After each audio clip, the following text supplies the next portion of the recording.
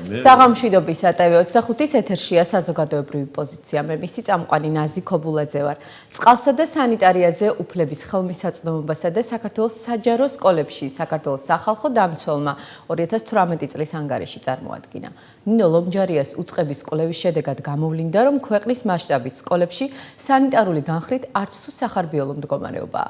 საერთაშორისო კონვენციებით გათვალისწინებული წყლის ხელმისაწვდომობა განსაკუთრებით მუნიციპალიტეტების სკოლებში ირღვევა, სადაც ხშირ შემთხვევაში მოსწავლეებს არ აქვთ არც სასმელი და არც ჰიგიენური მოხმარებისთვის აუცილებელი წყალი.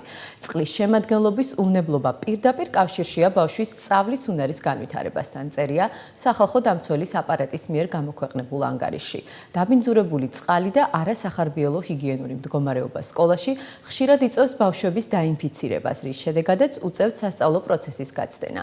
წყალმომარაგება ჩვენი რეგიონის მუნიციპალიტეტებში რომ პრობლემური საკითხია, ახალი არ არის, თუმცა არის თუ არა შესაძლებელი საგანმანათლებლო დაწესებულებების უზრუნველყოფა სუფთა წყლით, როგორია მუნიციპალიტეტების როლი პრობლემის მოგვარებაში, რამდენად აცნობიერებს საკითხის სიმძიმეს განათლების სამინისტრო და საერთოდ რატომ ხდება 2019 წელს აღნიშნული საკითხი ქვეყნის სახალხო დამცველის ანგარიში. სწორედ ეს არის ჩვენი დღევანდელი დისკუსიის თემა.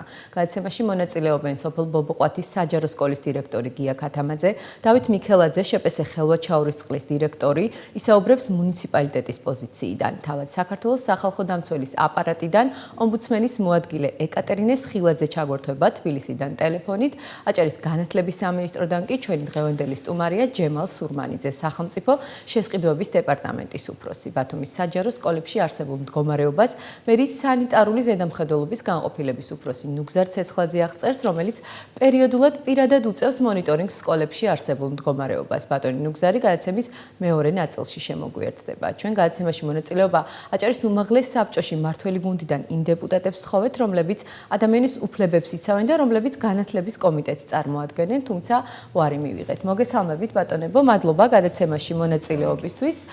ვნახოთ ჯერ სიუჟეტი, რომელიც ერთი კონკრეტული სკოლის მაგალითია მომზადებული და შემდეგ ვიმსჯელოთ ზოგადად მუნიციპალიტეტების საჯარო სკოლებში არსებულ ვითარებასთან დაკავშირებით.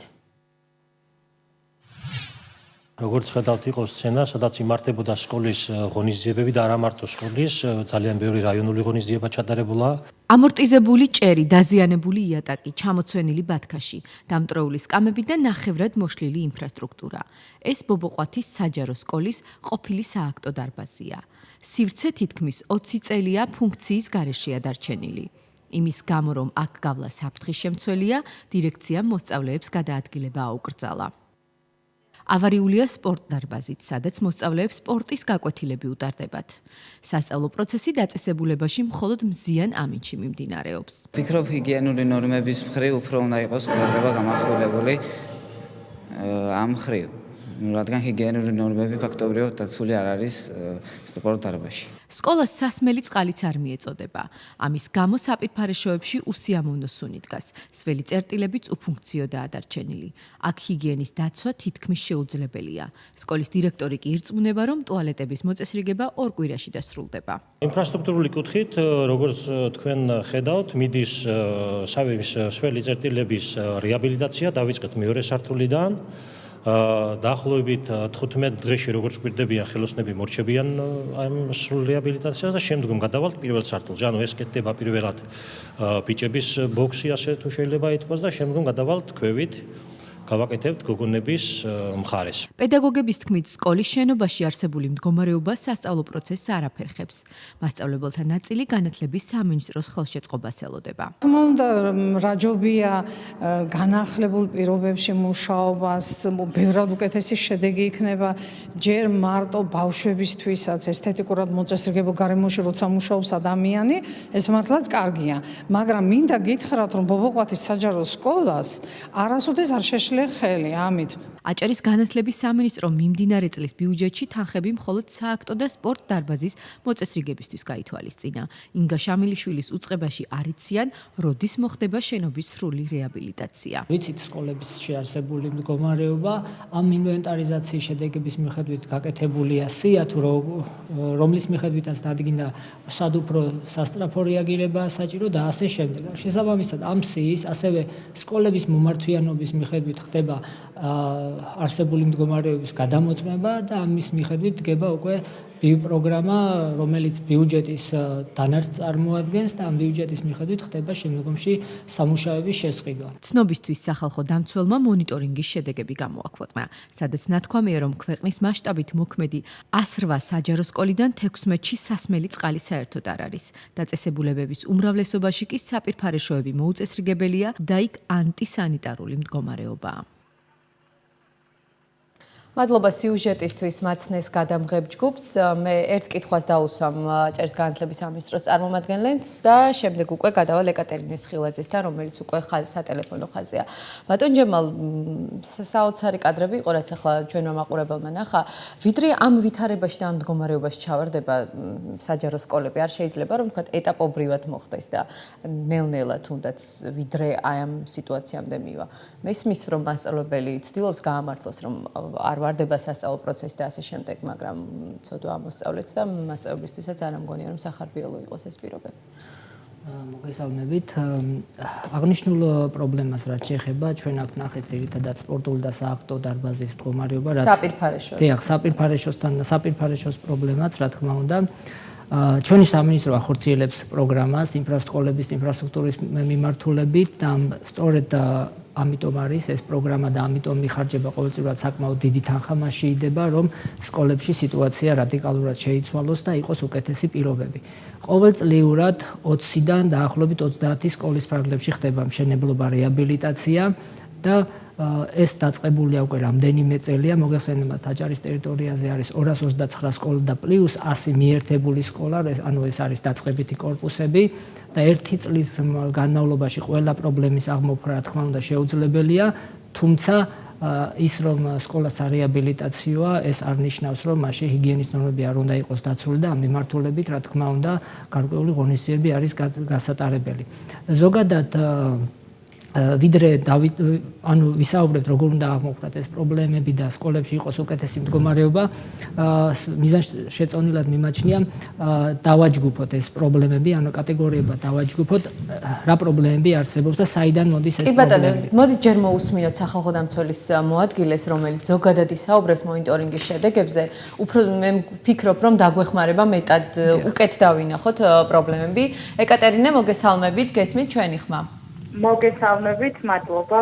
მადლობა გადაცემაში მონაწილეობისთვის. ეკატერინა, პირველ რიგში რა პრობლემები გამოიკვეთა და რამდენად შეიძლება ითქვას, რომ სავალალოა ვითარება საჯარო სკოლებში?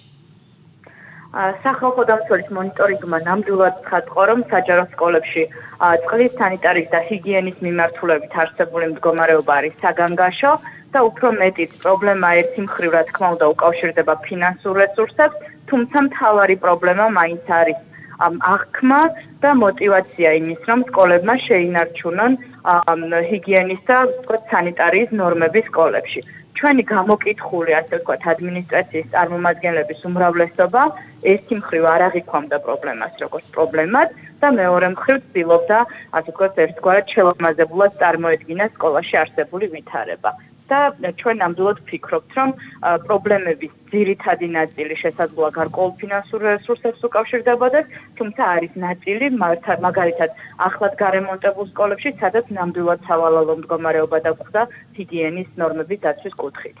ეს მაინც თქვენ ფიქრობთ, რომ სკოლის ადმინისტრაციის პასუხისმგებლობაა, თქვენ აღნიშნეთ, რომ ისინი ვერ აღიქვამენ პრობლემას როგორც ასეც და ახალ გარემონტებულ სკოლებშიც ჰიგიენის პრობლემა დგას. ვინ უნდა ზედამხედველობდეს, მონიტორინგს ატარებდეს ამ ყველაფერზე, რომ არა სახალხო დამცველის კვლევა ცხადია? ჩვენ წლების განმავლობაში ვსაუბრობთ ამ პრობლემის შესახებ და დამეთანხმებით სკოლები, სადაც სასმელი წყალი საერთოდ არ მიეწოდება, თუ რა პირობებს ქმნის ბავშვების განათლების უფლების რეალიზების მხრივ, ხომ? ანუ მთავარი პრობლემა არის ის, რომ ხელისუფლებას არ ქონია ხედვა თუ რა პერიოდულობით და რა ვადით უნდა მოგვარებულიყო პრობლემა, მათ შორის განათლების და მეცნიერების სამინისტროს და მეორე პრობლემა არის ის, როგორც აღნიშნეთ, რომ თავად სკოლები ნაკლებად ზრუნავენ ერთი მხრივ იმაზე, რომ ბავშვებს ასწავლონ ჰიგიენის შესახებ მიაწოდონ ძირითადი ინფორმაცია, რათა ეს სკოლაში არსებული გარემო იყოს დამაკმაყოფილებელი და მეორე არსებული პრობლემების აღმოფხვრაზე შესაძლებლობის ფარგლებში თავად იზრუნონ. მაგრამ თავარი პრობლემა მაინც უკავშირდება სისტემურ ხედვას და თქვენს კითხვას რომ უპასუხოთ, ვისი ვალდებულებაა სკოლებში ინფრასტრუქტურული თუ მსგავსი პრობლემების მოგვარება, უკვე 2 წელია ადგილობრივ თვითმმართველობებთან მემორანდუმის გზით განათლების და მეცნიერების სამინისტრომ მათ გადასცა სწორედ სკოლების ინფრასტრუქტურაზე ზრუნვა, თუმცა შესაბამისი სახსრების არ გამოყოფის პირობებში, რა თქმა უნდა, ძალიან რთულია ვისაუბროთ იმაზე, რომ რომელიმე მუნიციპალიტეტი არსებითად ასე ვთქვათ, მუშაობს ამ საკითხის მოგვარებაზე. წლიდან წლამდე ეს პრობლემა რჩება და ძალიან მცირეა რიცხვი იმ რეაბილიტირებული თუ ასე ვთქვათ, პრობლემა მოგვარებული სკოლების და ეს მთლიან სურათზე გავლენას ვერ ახდენს. და მთავარი პრობლემა ისევ და ისევ ცნობიერებაში და დამოკიდებულებაში რჩება, რა თქმა უნდა. ერთია ჰიგიენის პრობლემა და მეორე ალბათ საკვების უვნებლობის პრობლემაც, რომლებიც სკოლაში, სადაც არ არსებობს სასმელი წყალი, შესაბამისად სანიტარული ნორმები ვერ იქნება დაცული და ალბათ ეჭქვეშ დგება სურსათის უვნებლობის ამ ბავშვების კვების საკითხიც. ამასთან დაკავშირებით რა მოსაზრება აქვს სახალხო დამცველის აპარატში? დიახ, როგორც გითხარით, სკოლების ერთ ნაწილში სასმელი წყალი საერთოდ არ მიეწოდება, ეგრეთ წოდებული, ასე ვთქვათ, ტექნიკური მოხმარების წყალი მიეწოდება. არის სკოლები, სადაც საერთოდ არ ხდება დაახლოებით ჩვენ 100 სკოლა მოვინახულეთ და 70% შემთხვევაში საერთოდ არასდროს არ მომხდარა წყლის უვნებლობის შემოწმება ამ სკოლებში და რა თქმა უნდა იმ პირობებში, როდესაც ერთი მხრივ არის დეფიციტი წყალზე მისაწვდომობის, ხოლო მეორე მხრივ, სადაც არის წყალი, იქაც არ ვიცით. რამდენად ეს წყალი უვნებელია ბავშვების ჯანმრთელობისთვის და იქ დასაქმებული პირებისთვის, რა თქმა უნდა, ინფექციური გზის გადამდები და ავადებები არის ძალიან აქტუალური პრობლემა. ეს თავისთავად იწვევს იმას, რომ ბავშვები აცდენენ სკოლას და აისახება განათლების ხარისხზე. ხოლო მეორე მხრივ ზოგადად წყლის მიუღებლობა რა პრობლემებს და გამოწვევებსაც ქმნის ბავშვის ჯანმრთელობის მდგომარეობის თვალსაზრისით, ეს ალბათ ყველა მიცდის და დამეთანხმება, რომ საკმარისი რაოდენობის წყლის მიუღებლობის შემთხვევაში შეიძლება წლების შემდეგ რაც გამოუსწორებელ შედეგებამდეც მივიდეთ ბავშვის ჯანმრთელობის მხრივ. ეს არის მთავარი პრობლემა და მეორე პრობლემა კვების მხრივ რაც ახსენეთ, ჩვენ ასევე ვნახეთ, რომ სკოლის სივრცეში ბუფეტების, ეგრეთ წოდებული ბუფეტების არსებობა, სადაც არის, იქაც არ არის დაბალანსებული კვება და ის საკვები, რაც ან სასმელები, რაც ბუფეტის პირობებში იყიდება, არ არის ყველა შემთხვევაში სასარგებლო, ჯანსაღი კვების, ასე ვთქვათ, სტანდარტებს ვერ პასუხობს და ძირითადად არის ისეთი ტიპის საკვები პროდუქტები, რაც ასევე უარყოფით გავლენას შეიძლება ახდენდეს ბავშვის ჯანმრთელობაზე.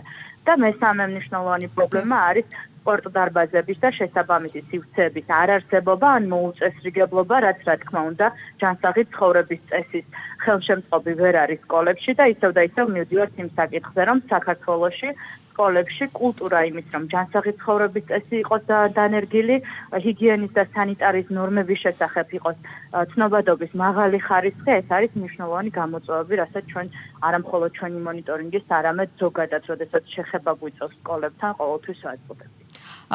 ეკა, რეკომენდაციები რა იქნება სახალხო დამცველის ამ შემთხვევაში განათლების სამინისტროს, იგივე თვითმმართველობების, სკოლების ადმინისტრაციების მისამართით და დაგემშვიდობებით.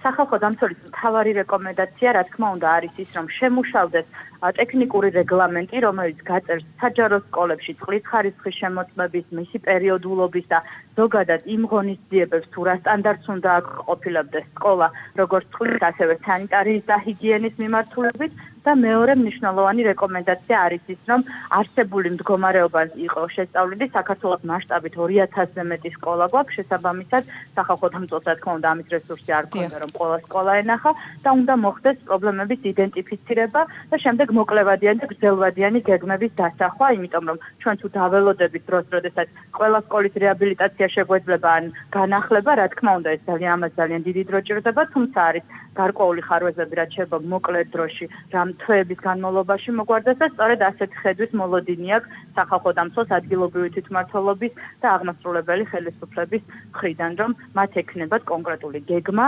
გაწერილი პასუხისმგებლობები თუ რა ვადებში უნდა ველოდოთ ჩვენ იმას, რომ საჯარო სკოლებში აღარ გვიწევდეს საბაზისო, ასე ვთქვათ, წყლის ხელმისაწვდომობაზე და სანიტარიასა და ჰიგიენაზე საუბარი. მადლობა გადაცემაში მონაწილეობისთვის. ეკატერინეს ხილაძე, საქართველოს სახალხო დამცველის მოადგილე იყო, ჩვენი გვერდთვებოდა დედაქალაქიდან.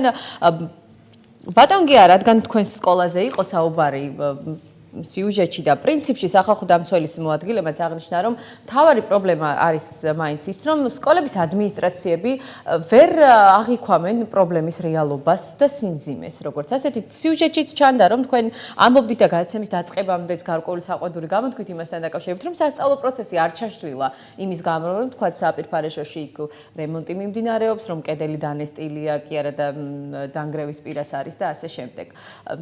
არა მხოლოდ თქვენი სკოლის მაგალითზე, ზოგადად საჯარო სკოლებში ნამდვილად მე ვთქვი, რომ შესაძლოა არასახარბიელო, მაგრამ სახალხო დამცველის მოადგილემ შეაფასა, რომ საგანგაშოა მდგომარეობა. მადლობას მოგახსენებთ პირველში მოწვევისთვის. რაც შეეხება იმ სიუჟეტს, რომელიც გავიდა ტელევიზორში, ახლა მე არ ვამბობ იმას, რომ პრობლემები დღეს არ არსებობს სკოლაში, მაგრამ თქვენი გადაცემით რამოდენიმე დღეს უკან გავიდა ინფორმაცია იმის შესახებ, რომ ბობოყვათის საჯარო სკოლას არ ახლა გავიდა დიახ, რამოდენიმე წუთის უკანაც გავიდა დიახ. და თქმა იმისა, რომ ბობოყვათის საჯარო სკოლას არ მოეწოდება წყალი, ის რაღაცა აუტანელი სუნი არის, ვეტარდება. სულ ცხადია ჩვენ ეთერში ვერ ვაჩვენებთ, თუმცა კადრები მეტყველებდა. კი ბატონო, კადრები მეტყველებს. კადრები ჟურნალისტის ტექსტის გარეშეც მეტყველებდა ბატონო. კი ბატონო, ჩვენ არ უარყოფთ იმას, რომ სკოლაში რაღაც პრობლემები არის და თუნდაც აი ამ საპირფარეში ხრივ არის პრობლემები, ამიტომ ვიმუშავებთ ჩვენ და მუშაობთ. რა თქმა უნდა, განათლების სამინისტროსთან ერთად მუშაობთ სხვა კომპანიათან ერთად და მოვიძიეთ კომპანია, რომელიც გვიკეთებს დღეს ევროდონეზე, ევროსტანდარტით გვიკეთებს საპირფარეშოებს. რა თქმა უნდა, მე არ ვამბობ იმას, რომ პრობლემა არ არის სკოლაში. პრობლემები არის. თქმა იმისა, რომ ადმინისტრაცია სანამ ამ მდგომარეობაში ჩავარდებოდა სკოლის შენობა, თუ გქონდათ მიმართვას სამინისტროს მისამართით, ვიდრე ამ ვითარებაში ჩავარდებოდა. ბატონო, რამდენიც არ უნდა იცახოთ, რომ პრობლემები არის, მაგრამ ისე მძაფრად არა, როგორც თქვენ ამაზე საუბრობთო. კადრები იმდენად მეტყველი იყო, რომ მე მგონი აქ მესმის, რომ კადრები არის აღებული არის იმ რაკურსით, როგორც თქვენ დაუშვათ და როგორც ოპერატორს აწყობდა, მაგრამ რატო ოპერატორს არ აწყობდა. ბატონ გია, ჩვენ ავწევთ იმას, რაც კადრები, სადაც დასუფთავებული იყო, დალაგებული იყო, წყალი მოდიოდა იმაში, რა ქვია, მას ხელსაბანებში წყალი მოდიოდა, გარეთ ეზოში ფანტანში წყალი მოდიოდა, ის ხევადი საყოლიდგა. აი ამ კედლებში რანაირი წყალიც არ უნდა წამოვიდეს. ეს არის პრობლემა. ამაზე საუბრობდა ეკატერინეს ხილაძე რამდენიმე წუთის წინ, რომ რაღაც ვნახო იმფერი დეტალი, რომელსაც აი დავატრიალებ სიუჟეტს და ამის ირგვლივ ვიტრიალებ და ვიტრიალებ.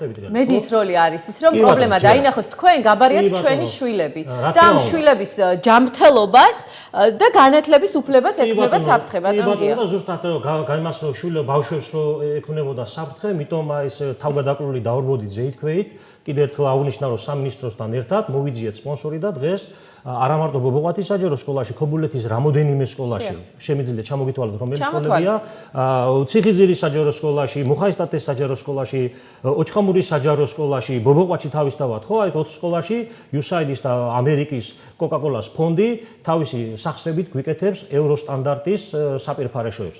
თქმა იმისა, რომ ახლა დაუშვათ ადმინისტრაცია რაღაცა ვერ იმაშობა, რომ ვერ აღიქვამს პრობლემა, როგორ გეკადრებათ, კაცო, პრობლემა რომ ვერ აღვიქვამდეთ, საერთოდ ჩავიქნებთ ყველაფერს ხო და აი გაფუჭებულია და როდესღაც მოვა სამინისტრო და მოდი გაგვიკეთებს. აი ამას ამ დინებას მივყვებით, მაგრამ მინდა გითხრათ, რომ არც ერთი ადმინისტრაციის წარმომადგენელი, არც ერთი დირექტორი არ ზის, უკაცრავად თუნდაც არ დგას ჯიბეში ხელსაწყობილი და არ ელოდება, რომ სამინისტრო მოვიდეს და რაღაცა გაგვიკეთოს.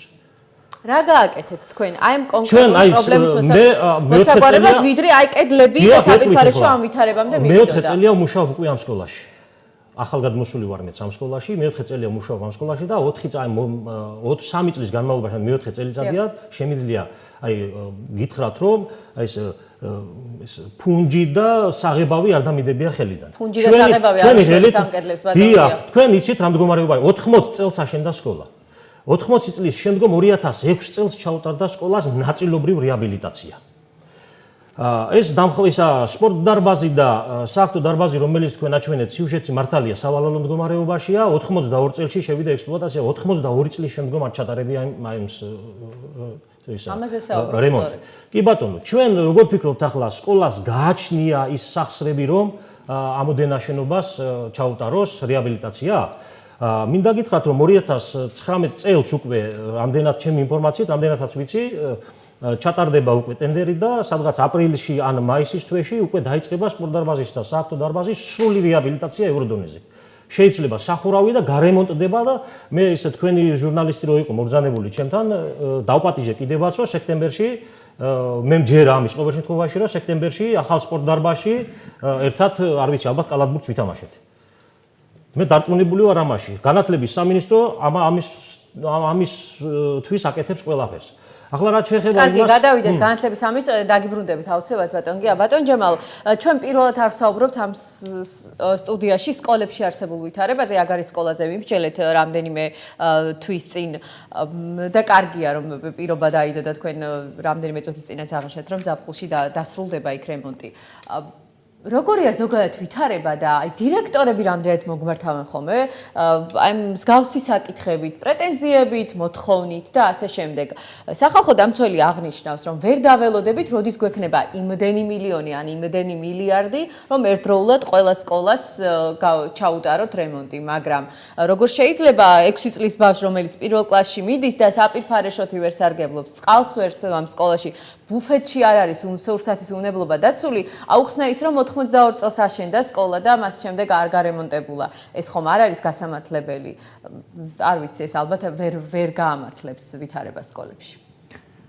კი ბატონო, მე გავაგრძელებ, რასაც საუბრობდი რამდენიმე წუთის წინ, პრინციპში სახალხო დამცველის წარმომადგენლის მიერ მოცემულ ინფორმაციაზე დაყრდნობით და ზუსტად ასეთი სიტუაცია არ ვისაუბრებ კონკრეტულად თქმა უნდა ბობოყვათის ან რომელიმე სკოლაზე და რომელიმე ხელმძღვანელზე დირექტორზე, აქ საუბარია ზოგადად რა სიტუაციაა ჩვენ სისტემაში და რას აკეთებს სამინისტრო, რომ ეს სიტუაცია თანდათანობით უფრო გახდეს უკეთესი და სასწავლო პირობებისადმი სრულად შესაბამისობაში. გამოვყოფ რამდენიმე საკითხს, ანუ შეგვიძლია დავყოთ დაახლოებით 5 პრობლემა, რომელიც უკავშირდება არა მარტო ჰიგიენასთან დაკავშირებით, არამედ დაკავშირებულია სხვადასხვა პრობლემებთან ინფრასტრუქტურის მიმართულებით. მთავარი პრობლემა არის მცირე ფინანსები, როგორც ჩანს. კი ბატონო, პირველი პრობლემა ეს არის ის სკოლები, ის ჩამონათვალი, რომელშიც რეაბილიტაცია ან მშენებლობა საერთოდ არ განხორციელებულა და ერთ-ერთი მათგანზე ახლა საუბრობდით ზუსტად რომ ეს არის ინფრასტრუქტურა ისეთ მდგომარეობაში, რომელიც შესაძლებელია არ იძლეოდეს ჰიგიენის დაცვის მაღალ სტანდარტის შესაძლებლობას. ბატონ ჯემალ, სადაც რეაბილიტაცია ჩატარებულია, ჩაგეჭრათ უნდა აუცილებლად. იქაც კი ადმინისტრაცია არ იცავს ჰიგიენის ნორმებს. ამაშია საქმე. თქვენ მოისმინეთ თქვენი ყურით, რომ გაკეთდა რემონტი, ჩატარდა, თუმცა არც შესაბამისი სად მიაწოდეს ბავშვებს ინფორმაცია, როგორ უნდა დაიცვან ჰიგიენის ნორმები, არც შესაბამისად ლაგდება, გამოდის მწყობრიდან მალევე. ჩვენ ამაზეც არაერთი სიუჟეტი გქონია, რომ კი გაკეთდა, ჩაბარდა სკოლა, 1 თვეში, 2 თვეში, 6 თვეში ისე ცუდი მდგომარეობა, იმიტომ რომ ვერ უვლიან მოვლას ახალ გარემონტებულის, ახალი ტექნიკის მოვლას ხომ აღარ სჭირდება იმ ხელა ფინანსები რამდენიც რემონტს. ან კიდევ ერთხელ ვიმეორებ, მოსწავლისთვის სამინისტრომ თავი იმართლოს, რომ 100 წლის უკან აშენდა სკოლა და რა ვქნათ, რომ აქ რემონტი არ არის, ეს ხომ არ არის გასამართლებელი. კანონი ითხოვს, რომ ჩვენ მათი განათლების უფლება უნდა იყოს დაცული ნამდვილად. კი ბატონო, აქაც, როდესაც რეაბილიტირებულ სკოლებზეა საუბარი, აქაც შეგვიძლია ორ ნაწილად დავყოთ ეს პრობლემა.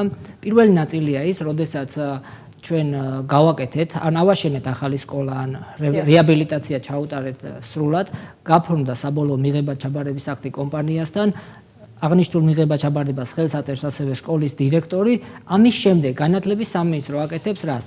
ვუგზავნით წერილობით დოკუმენტს სკოლას, სადაც ვეუბნებით თუ რა ღირებულებად რა დაიხარჯა აღნიშნული სკოლის რეაბილიტაციისთვის, რომ ეს ბალანსი აიყვანოს.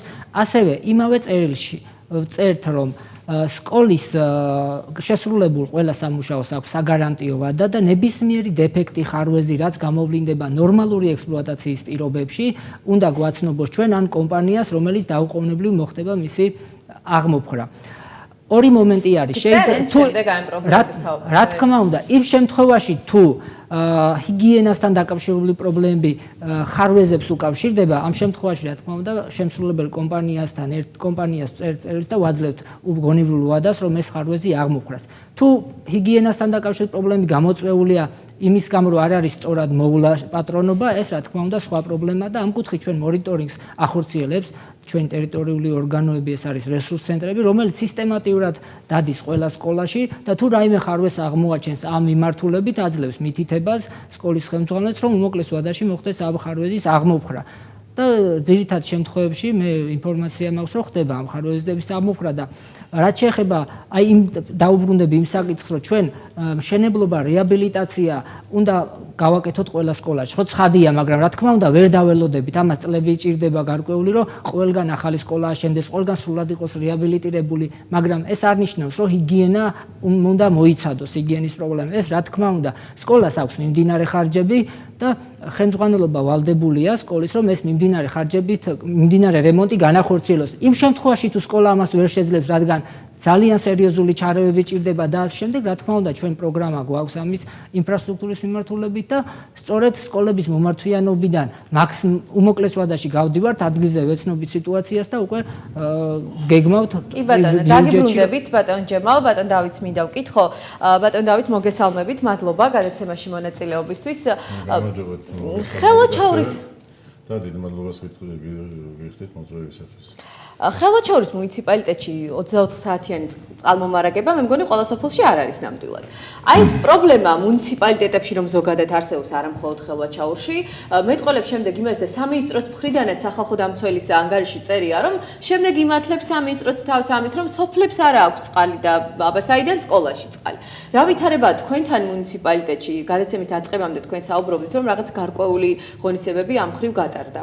კი ბატონო, ახლავე მოგახსენეთ, უნდა გითხრათ, რომ სოფლებში, ხელვაჩაურის რაიონში დაახლოებით მოქმედებს 70-მდე წყალსადენი. არის ზედაპირული წყალსადენები, ანუ მდინარეებისგან აგებული წყალსადენები, ასევე არის მიწისქვეშა წყალსადენები, ანუ ჭაბურღილები.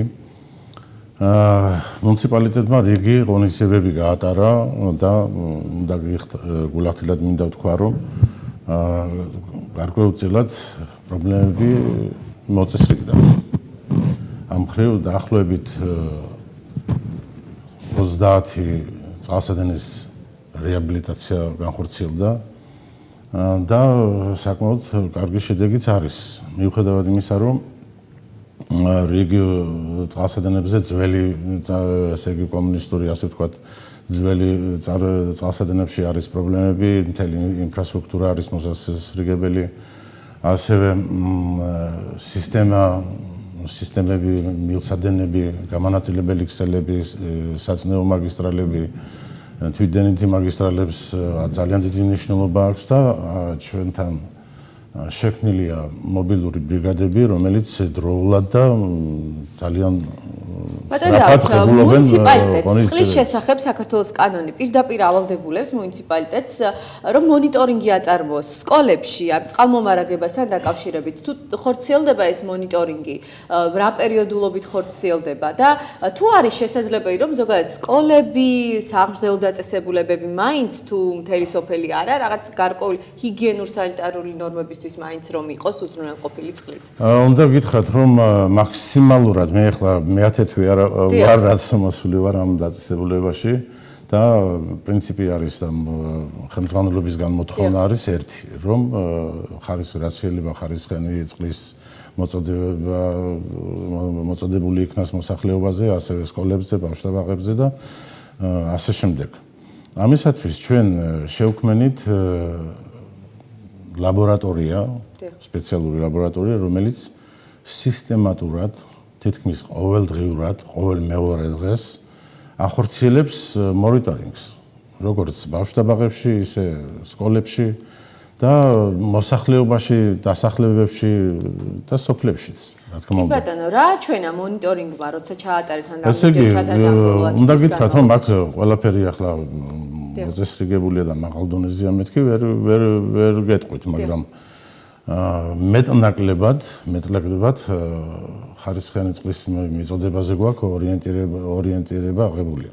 რამდენად არის მუნიციპალიტეტის პრიორიტეტებში ის, რომ სკოლები იყოს პირველ რიგში მოცული? რა თქმა უნდა, მე აღვნიშნე და გითხარით, რომ ხელმძღვანელობამ, მუნიციპალიტეტის ხელმძღვანელობამ 30 წყალსადენის რეაბილიტაცია განახორციელა და ამასთანავე 2 წყალსადენი ეს თავით ნოლიდან ააგო, ეს არის მარადიძის წყალსადენი და ქეთქედის წყალსადენები. ეს ლაპარაკობს იმაზე, რომ მოსახლეობა უნდა მომარაგდეს და მარაგდება შედარებით სანიტარულ ნორმებზე დამყარებულ წყალზე. ანუ ჰიგიენურად სუფთად დეზინფექცირებულ სუფთა წყალზე. კი ბატონო, გასულ წელს გაფორმებული მემორანდუმი მუნიციპალიტეტებთან, რომელიც ავალდებულებს მუნიციპალიტეტებს, რომ უზრუნველყოს სკოლები სასმელი წყლით. აი ეს წინა კითხვაშიც პრინციპში ეს ვიგულისხმე, რომ არის თუ არა მაგალითისთვის თუნდაც ერთი სოფელი ხელვაჩაურის მუნიციპალიტეტში, სადაც მთლიანად სოფელი შესაძლოა არ იყოს წყლით უზრუნველყოფილი, მაგრამ სკოლას მიეწოდებოდეს წყალი. ეხლა მე გეტყვით პირდაპირ, რომ აი ჩემი მუშაობის პერიოდში რაც სამინისტროსგან იქნა მომართული დაუშვა ჩვენთან, ჩვენ ეგრევე მივიღეთ სასწრაფო ზომები მდგომარეობის გამოსასწორებლად. ასევე რომელ სკოლებზეა საუბარი თუ შეგიძლიათ? სოფლის სკოლებზე, ბავშვთა ბაღებზე. აქ თუ გინდა მარადიდის იყოს, თუ გინდა სამება სალებავის იყოს, ახალშენის სკოლა და სხვა ბევრი რიგი მთელი სოფლები. სოფლების სკოლებში. მოწესრიგდა ამ სკოლებში მდგომარეობა? მეტნაკლებად მოწესრიგებულია და ისეთი არც ერთ დირექტორს არ მოუმართავს მაგალითად ჩვენთან, რომ არის წყლის დირექტორს რომ არ მოუმართავს, პრინციპში ესეც არ არის კარგი ბატონო დავით, იმიტომ რომ სახალხო დამცველი ამბობდა, რომ დირექტორები ხშირ შემთხვევაში ვერ აღიქვამენ იმას, რომ უნდა მიმართონ უწყებებს და მე წეღან გითხარით, რომ ჩვენი სამსახური, ლაბორატორიული სამსახური, ამასთანავე მობილური ბრიგადა გარკვეულწილად მოქმედებს ამ საგმოქმედო ტერიტორიებზე, მათ შორის სკოლებში, ბავშვთა ბაღებში და შესწავლილია მდგომარეობა.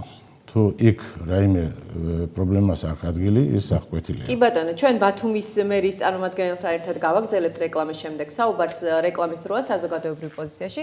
დაგველოდეთ რამდენიმე წუთში დავბრუნდებით.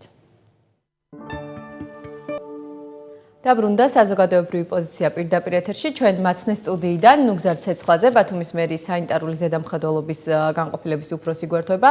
მოგესალმებით, მადლობა გადაცემაში მონაწილეობისთვის.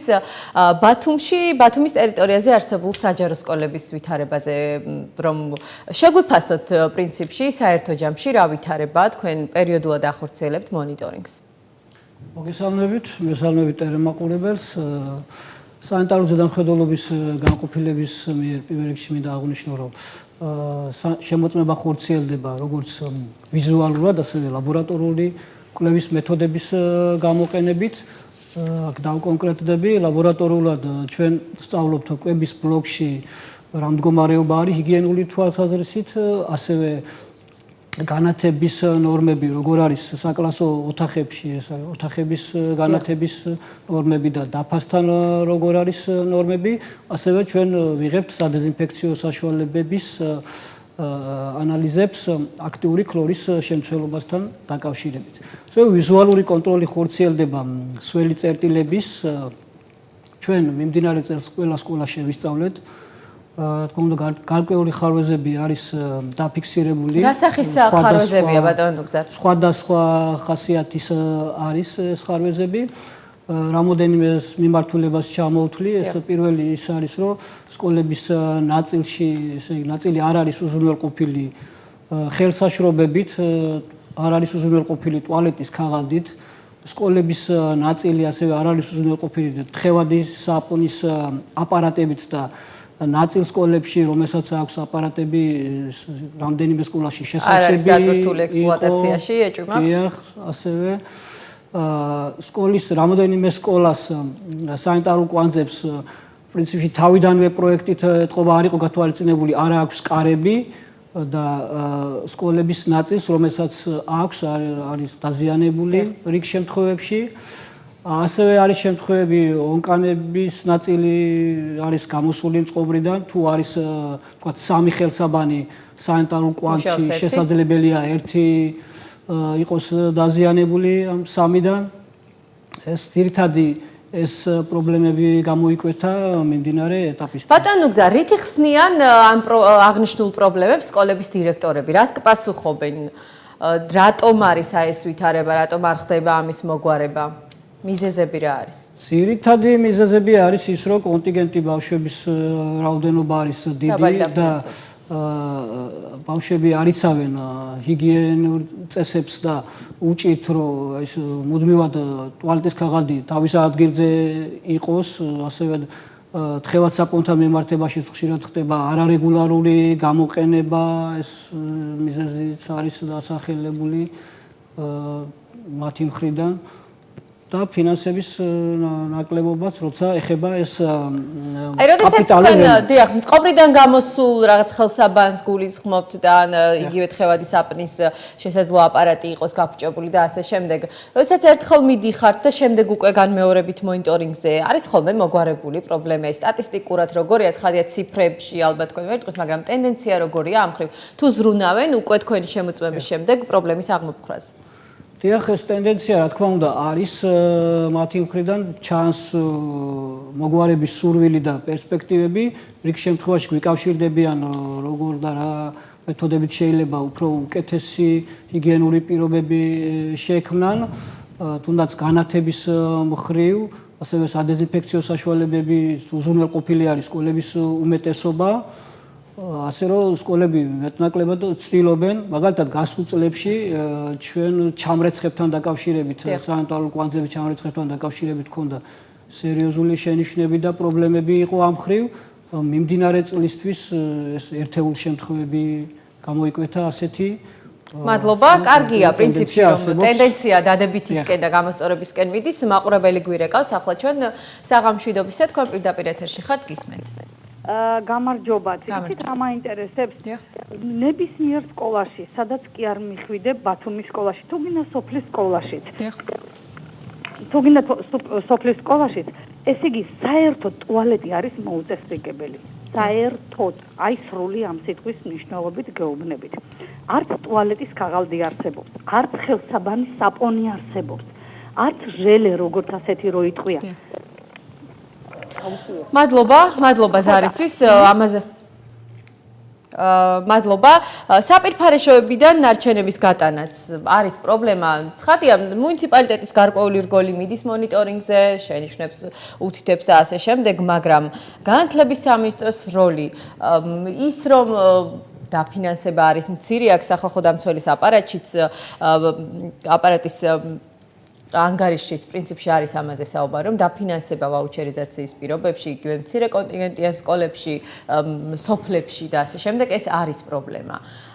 რამდენად არის მოთხოვნა დირექტორების მხრიდან, იმიტომ რომ თავარი ეს ტენდენციაც რაღაც ქართული ტენდენციაა, რომ ხელმძღვანელობას არ აღიზიანებენ თუ ზედმეტ მოთხოვნებს არ უყენებენ ადმინისტრაციების წარმომადგენლები და მაყურებელიც პრინციპში ამას გულისხმობდა, რომ სამინისტრომ უნდა აკონტროლოს ეს.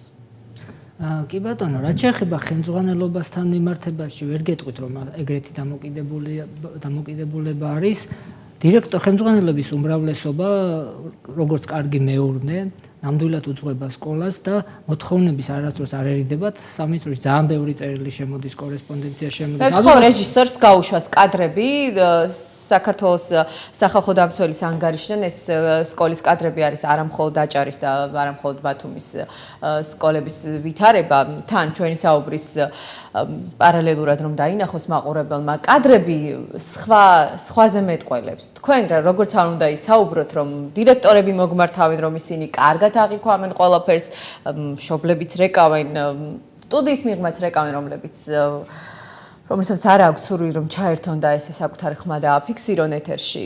პრობლემა არის სამინისტრო რამდენად დადის ფეხდა ამოწმებს ამას ბატონო ჯემალ ამას კი ბატონო ამიტომ მოდი აი გეტყვით ზუსტად რა პრობლემები არის და ან ჩამოვაყალიბოთ ან 5 კატეგორია ტყობთ ჩვენ ამ პრობლემებს რომელზედაც სკოლებთან ერთად აუცილებლად მხოლოდ განათლების სამინისტრო ამ პრობლემებს ვერ აღმოფხრის სკოლებთან ერთად უნდა მოხდეს ეს ამ პრობლემების აღმოფხვრა პირველი ეს არის ის სკოლები სადაც მშენებლობა ან რეაბილიტაცია არის ძალიან ადრე ჩატარებული ანუ სარეაბილიტაციო სკოლების პრობლემა სადაც რთულია გარკვეული პირობებში მოყვანა მაგრამ ამ შემთხვევაში სამინისტრო ყოველწლიურად დაახლოებით 6-დან 7 მილიონამდე ბიუჯეტში არის გათვალისწინებული და მშენებლობა რეაბილიტაცია არა გასაგები ეს ერთი პრობლემა შესაძლოა საპირფარეშოში კარი დაეცეს აი ზუსტად მაგ პრობლემას ეს ამართლებს იმას რომ 80-იან წლებში აშენდა სკოლა არა ამიტომ თუ შეიძლება რომ დავასრულებ მეორე პრობლემა რაც არის ეს არის უკვე რეაბილიტირებული სკოლები სადაც არის გამოკვეთილი გარკვეული ხარვეზები რაც ქმნის პრობლემას ამ შემთხვევაში საგარანტიოა და მოქმედებს და მაქსიმალურად დროულად ხდება ამის აღმოფხვრა მესამე პრობლემა ეს არის რეაბილიტირებული ან ახალაშენებული სკოლა, მაგრამ მოულელი არის. ეს არის პრობლემა, რომელიც სკოლის ადმინისტრაციისგან მოდის და ამაზე მუდმივი მონიტორინგი ხორციელდება, ეძლევა მას მითითებები, რომ უმოკლეს ვადაში აღმოფხვრას და არა მარტო რესურს ცენტრი ამოწევს. არის სხვადასხვა ორგანოები, რომლებიც ამოწმენ და აი აქაც წარიან წარმოდგენის სტუდიაში. შემდეგი პრობლემა ეს არის აი გარესველი წერტილებთან დაკავშირებული პრობლემა ეს სველი წერტილებია ძირითადად არის ისეთი სკოლები რომლის მშენებლობა მოხდა ძალიან დიდი ხნის წინ და ეს არის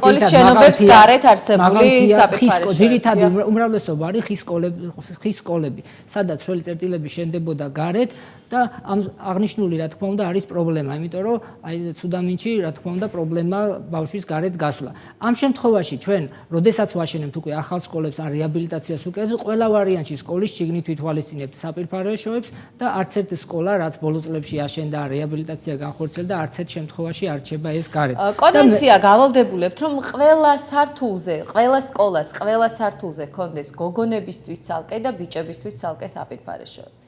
ერთი სკოლა არის აჭარაში ისეთი, რომელსაც ყველა სართულზე აქვს გოგონებისთვისაც და ბიჭებისთვისაც საპირფარეშოები. ყველა სართულზე. არა, რა თქმა უნდა, ყველა არის სკოლები, სადაც არის ასეთი, მაგრამ არის სკოლები, სადაც ყველა სართულზე არის თითო სველი წერტილი, ცალკე გოგონებისთვის, ცალკე ბიჭებისათვის. არც ერთ სკოლას არ აქვს თუ ყველა სკოლას აქვს. არის სკოლები, სადაც სხვადასხვა სართულებზეა განთავსებული. კი ბატონო, ფინანსების გაზრდასთან დაკავშირებით რეკომენდაცია აქვს სახალხო დამცველს და ცხადია, შესაძლოა არის რიგ სკოლებში ადმინისტრაციის პრობლემა, მაგრამ რიგ სკოლებში იგივე მაღალმთიანეთში ალბათ უფრო დაბალი კონტინენტის შესაბამისად დაბალი დაფინანსების გამოც არის ეს პრობლემები.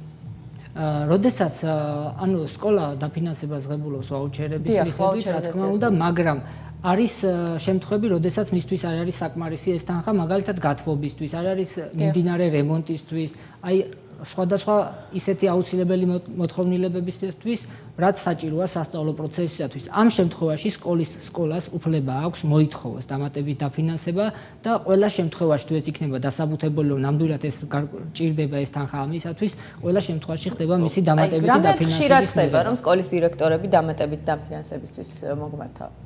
ძალიან ხშირად ხდება, ძირითადად იმ სკოლების მიერ, რომელსაც ანუ ეგრეთ წოდებული მინუსიანი სკოლებს, რომელსაც უწოდებთ. რომელ მუნიციპალიტეტებშია ძირითადად მსგავსი პრობლემა? მსგავსი არის ყველა მუნიციპალიტეტში აბსოლუტურად ეს მუნიციპალიტეტებზე იმდენად არაა დამოკიდებული აქ ვაუჩერიზაციას თავისი პრინციპები აქვს დათვლის და ამის მიხედვით ხდება რომ სადაც ანუ წარმოადგენს მის ბიუჯეტს რა აქვს წლიური ბიუჯეტი და იმ ხარჯებს რაც უნდა გასწიოს შესაბამისად ეს გადაეგზავნება ჩვენთან შემოდის ჩვენთან ეს კორესპონდენცია რომელიც გადაეგზავნება უკვე ცენტრალურ სამინისტროს და ხდება მისთვის თანხის დამატება.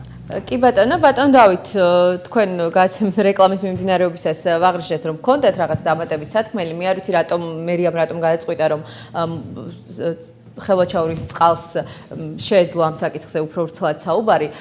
რამდენად ხშირად მუნიციპალიტეტს პრობლემებით მომართავენ იგივე სკოლის დირექტორები ან თუნდაც მშობლები ხომ არის მუნიციპალიტეტი მაინც მუნიციპალური ორგანო არის ის ორგანო სადაც ყველა პრობლემაზე პრინციპში მერიაში მიდის ადამიანი.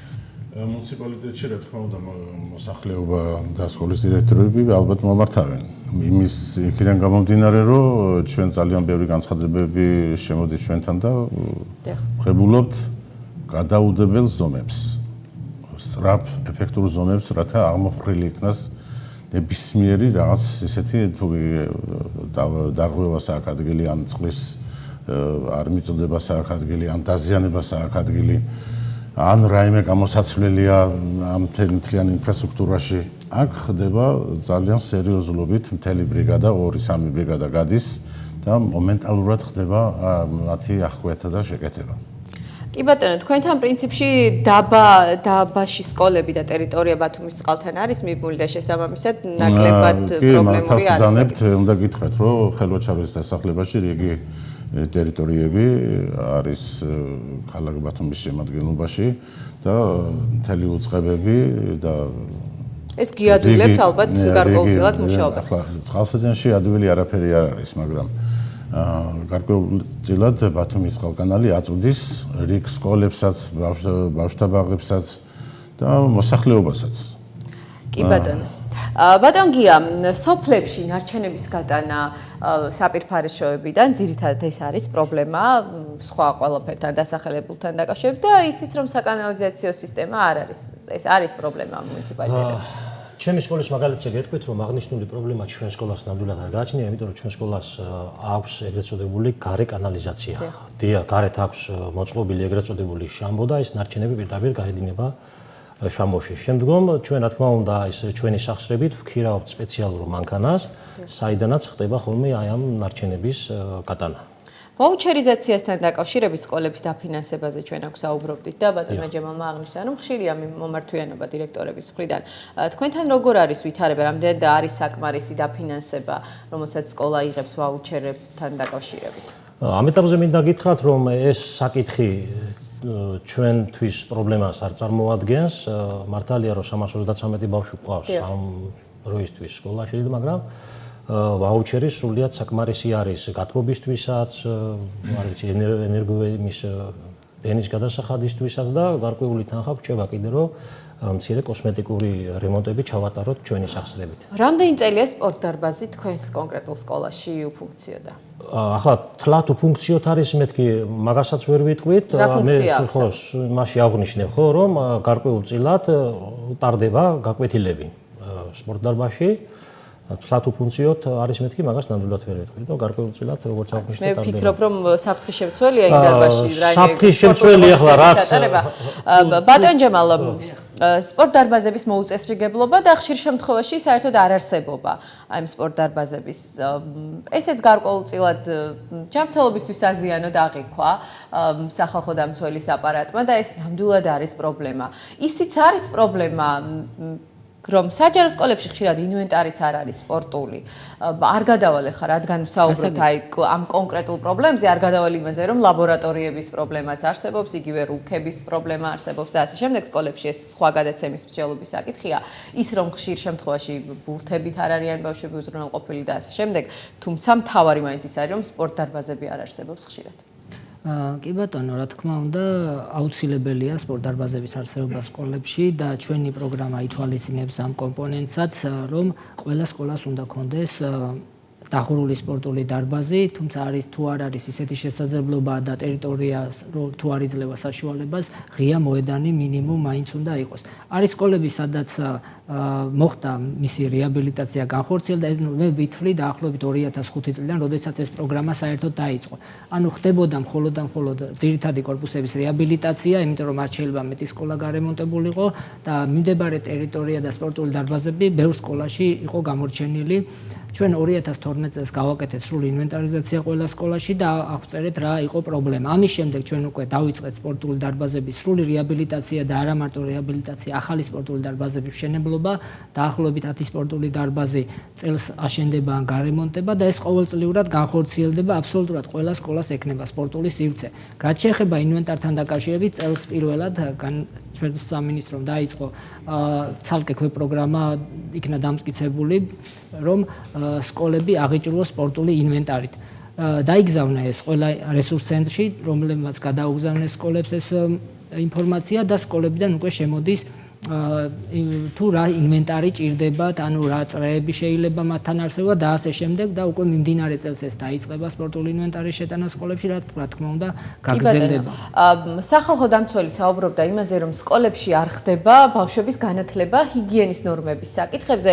ბატონი ნუგზარიც როდესაც ამბობდა, რომ რიგი პრობლემები სკოლებში არის, იგივე რომ ტუალეტის ქაღალდს ვერ ინარჩუნებენ, წყობრიდან გამოსული იგივე სასაპნეები და ასე შემდეგ, ესეც ბავშვებს მოსწავლეებს ბრალდებათ ხშირ შემთხვევაში. რას აკეთებს განათლების სამინისტრო, თუ აკონტროლებს იმას, ვინ ატარებს ამ გაკვეთილებს, რამდენად ასწავლიან რეალურად ამ ბავშვებს, თუ უტარდება ეს საგაკვეთილო პროცესები და ვის აქვს პასუხისმგებლობა ამაზე და როგორ ერთვება განათლების სამინისტრო ამ საკითხში? სკოლებსა და განათლების სამინისტროს შორის ანუ შუალედური რგოლი არსებობს ტერიტორიული ორგანო, რესურს ცენტრი, რომელიც მონიტორინგს უწევს სკოლებში ყველა მიმდინარე პროცესს აბსოლუტურად.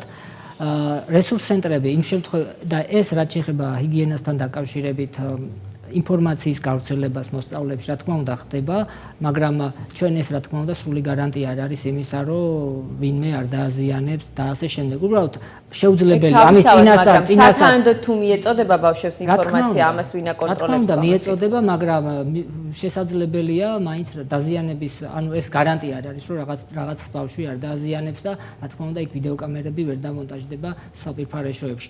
თუმცა, თავარი არის, რომ ყოველდღიურად მოხდეს მონიტორინგი, ანუ სწავლის დასრულების შემდეგ თუ რა პრობლემა არის და დროულად მოხდეს მისი აღმოფხვრა და თუ მიუხედავად იმისა, რომ ბავშვებს მიეწოდება ინფორმაციები და მაინც ხდება მსგავსი დაზიანები, კიდევ უფრო გაძლიერდეს აღნიშნული ბავშვებისთვის. რესურს ცენტრებისთვის არის ეს მინდობილი? ანუ რესურს ცენტრი წარმოადგენს სამინისტროს ადგილებზე.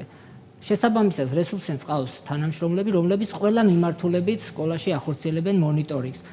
გარდა რესურს ცენტრებისა, თვითონ სამინისტროსაც ყავს სტრუქტურა, რომელიც ასევე ამოწმებს ის როგორც აუდიტის მიმართულებით, ისევე სკოლაში სხვა მდგომარეობის ინფრასტრუქტურის და ამ შემდეგ, მაგრამ პერიოდულად, სისტემატიურად, რაც ნიშნავს იმას, რომ ფაქტობრივად ყოველდღიურად ხდება სხვადასხვა სკოლებში გასვლები, ამას აღნიშნულს ახორციელებს რესურს ცენტრები და სწორედ ამისთვისაა რესურს ცენტრები, რომ მაქსიმალურად სრული მონიტორინგი იყოს სასწავლო პროცესისადმი, ინფრასტრუქტურისადმი, მოგულა პატრონობისადმი და ასე შემდეგ.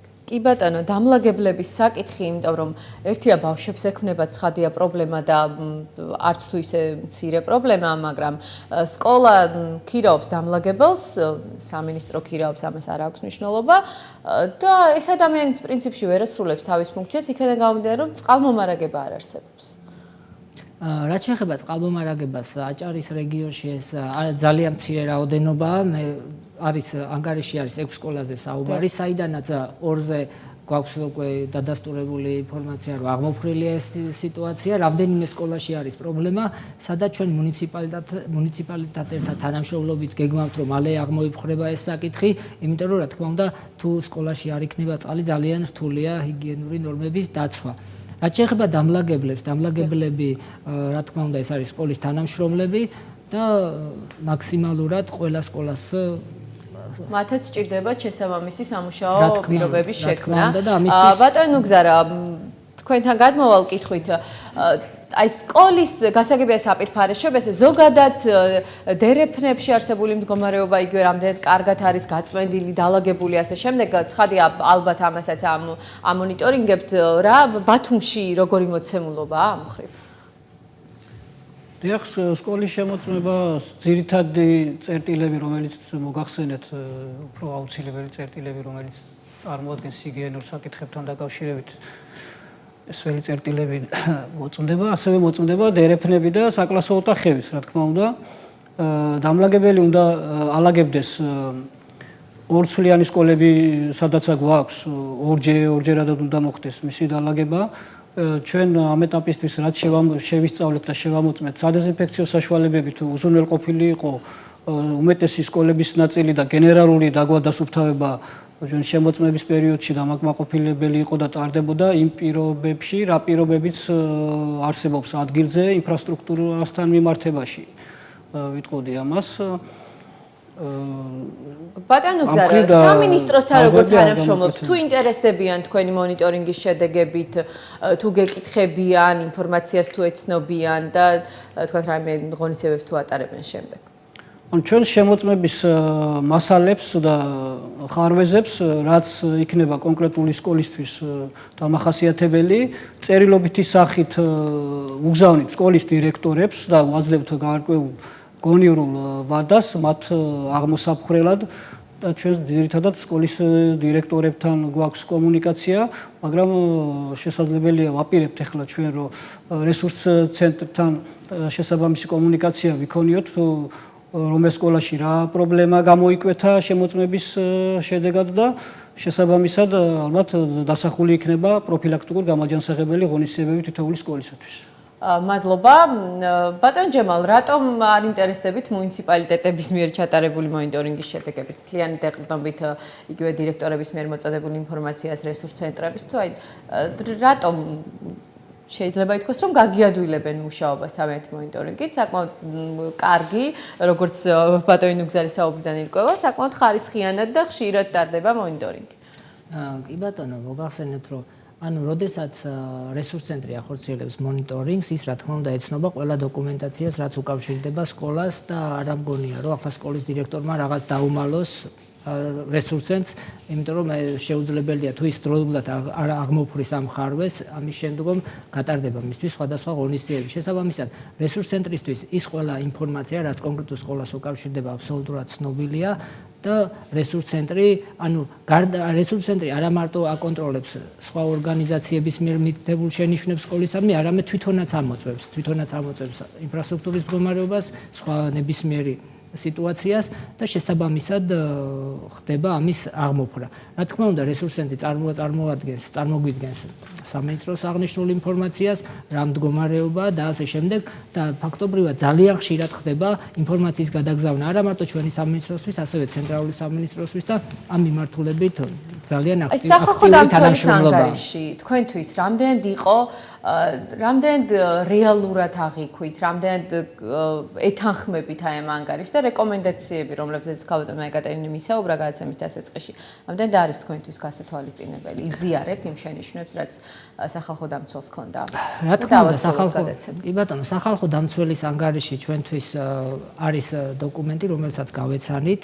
ჩვენთვის ინფორმაციის დიდი ნაწილი ჩვენთვის ცნობილი იყო ისედაც და ჩვენ ამ მიმართულებით ძალიან აქტიურად მუშაობთ. განათლების სამინისტროს ყველაზე დიდი ბიუჯეტი აქვს სწორედ ამ მიმართულებით, იმიტომ რომ ეს პრობლემა ერთხელ და სამუდამოდ უნდა აღმოიფხვრას, როგორც სრულად, თუმცა აქ ერთი რამ არის გასათვალისწინებელი, რომ ეს პროგრამა ვერ დასრულდება ვერასდროს, იმიტომ რომ თანდათანობით ექსპლუატაციის ვადა გადის იმ რემონტს, რომელიც უკვე ჩატარდა და სტატისტიკის შეცვლა დადებითისკენ ნამდვილად შეიძლება. რა თქმა უნდა, თუმცა ის რომ დასაწყისში თქვით, რომ ის რომ ყველა სკოლა არ არის სრულად რეაბილიტირებული ან ახალ აშენებული, ეს არ ნიშნავს, რომ სადღაც ჰიგიენის ნორმებზე თვალი უნდა დაიხუჭოს. რა თქმა უნდა, ჩვენ მაქსიმალურად რესურს ცენტრის მეშვეობით და უშუალოდ სკოლებთანაც ვცდილობთ, რომ სკოლის ხელმძღვანელებს დავეხმაროთ, მივცეთ შესაბამისი მითითები, საჭიროების შემთხვევაში რეკომენდაციები, რომ მაქსიმალურად იყოს დაცული ყველა პირობა ბავშვისთვის. პირველი რა თქმა უნდა, ეს არის უსაფრთხოება, მეორე თემა არის ზუსტად ეს ჰიგიენასთან დაკავშირებით და სხვა ნებისმიერ თემასთან დაკავშირებით. ჩვენ ვცდილობთ, რომ სკოლის ყველა მოთხოვნა მოსწავლის დავაკმაყოფილოთ. მადლობა. სახალხო დამცველის რეკომენდაციაც პრინციპში არის ის, რომ პირველ რიგში სკოლის ადმინისტრაციამ ჯანსაღად და ზუსტად აღიქვას, რაში მდგომარეობს პრობლემა, შემდეგ უკვე სამინისტრომ და თვითმმართველობებმა ერთად, დროულად და ოპერატიულად უზრუნველყონ ის, რომ ჩვენს შვილებს ჰქონდეს დაცული ჯანმრთელობის და განათლების უფლება და შეიმუშაონ რაც მთავარია სამოქმედო გეგმა, რომ დროულად მოგვარდეს არსებული პრობლემები. საზოგადოებრივი პოზიცია დღეს დასრულებულია. სოფელ ბობოყვათის საჯარო სკოლის დირექტორი გია ქათამაძე, დავით მიქელაძე, შეპესე ხელვაჩაურის წყლის დირექტორი, რომელიც მუნიციპალიტეტის პოზიციიდან საუბრობდა, თავად სახალხო დამცველის აპარატიდან გვერდებოდა მოადგილე ეკატერინე სხილაძე, დედაქალაქიდან, აჭარის განათლების სამინისტროდან კი ჩვენი დღევანდელი სტუმარი იყო ჯემალ სურმანიძე, სახელმწიფო შესყიდვების დეპარტამენტის უფროსი და ბათუმის საჯარო სკოლებში არსებულ მდგომარეობაზე კი მერიის სანიტარული ზედამხედველობის განყოფილების უფროსი ნუგზარ ცეცხლაძე საუბრობდა. მე სამშაბათამდე გემშვიდობებით, ნახვამდის.